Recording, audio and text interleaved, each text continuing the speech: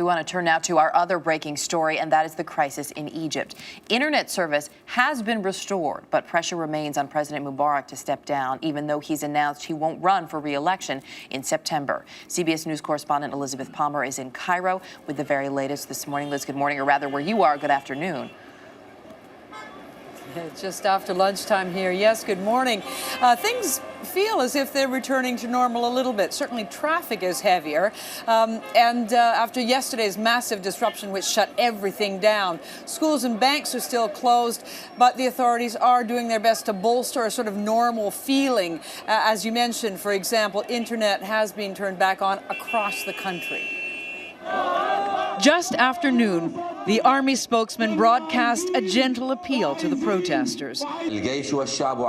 Your demands are recognized, he said, and now we ask you out of love, not power, to return to your normal lives. But will the demonstrators give up? Well, it didn't look like it last night as they watched President Hosni Mubarak tell the nation he wouldn't run again for re-election in the fall. Egypt's opposition groups also stuck to their demand that the president step down immediately.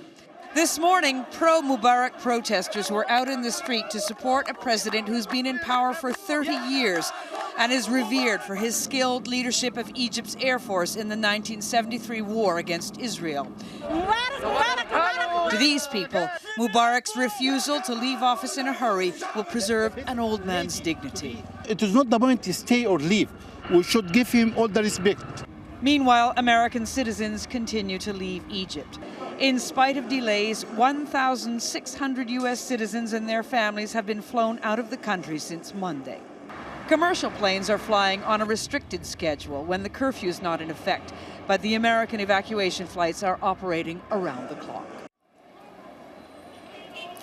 Now, the opposition has just reissued that statement. They want the protesters to stay in the streets. They won't start talking to the government until Mubarak steps down. They want a massive mobilization on Friday. We've just had a look in the square.